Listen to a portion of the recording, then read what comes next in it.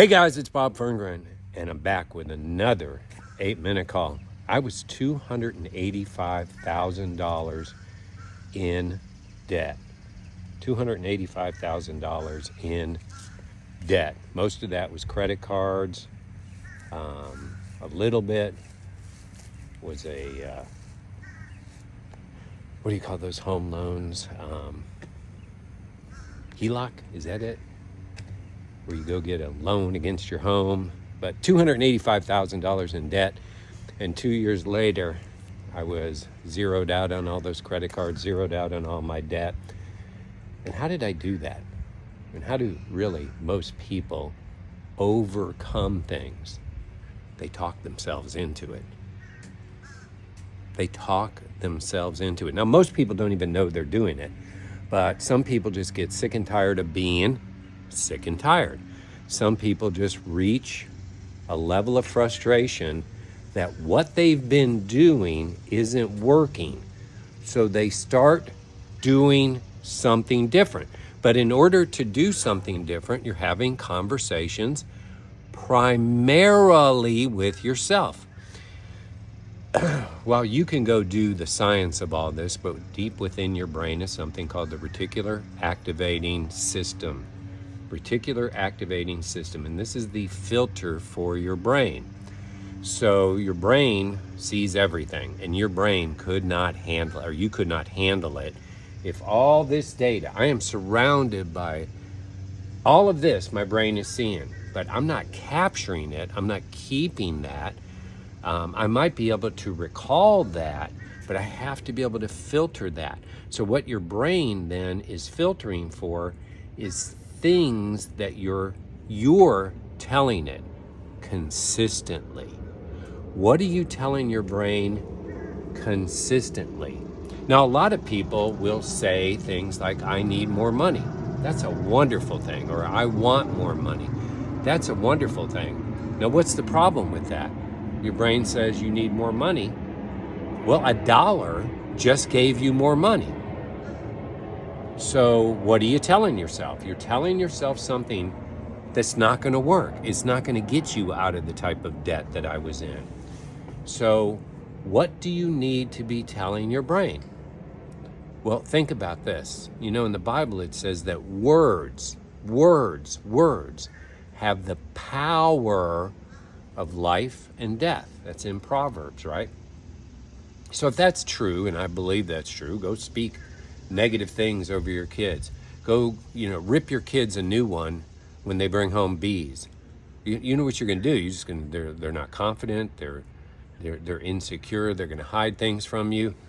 But if you're loving and reassuring and you're telling them, look, I know what you're capable of, but I'm really excited that you're going to school, you're consistent, you're learning, and I'd love to see you improve on that B, but I'm proud of you. I am really proud of you. A B is really good, or a C is really good, right? If you rip them a new one when they bring home a D, and that's the expectation, you're speaking words over them, negative words over them. Now, behaviors and things like that, that's a different discussion, discipline and all that. So what should you be telling yourself? You should specifically look at what your goals and dreams are, and then only be telling yourself, and do it in a formal manner, the outcomes that you want. Okay, maybe you do have a couple $100,000 of debt, or $50,000 of student loan debt, which you should pay back, not the rest of us. You should pay it back. You signed the contract. So it's really not hard. I am successful. I am more than capable of having people and opportunities come to me to ensure that the assets are much bigger on my life's balance sheet than the liabilities are. I'm a successful person. This debt is a temporary thing, but wealth is going to be a long-term thing. I am so grateful for the lessons I have learned about being in debt, and how I'm going to help others get out of debt through the example I have been. I am open to opportunities coming my way that are going to help me live a debt-free life. Now, think about what most people do. They know they have the debt, they avoid opening up the bill. They avoid the calls.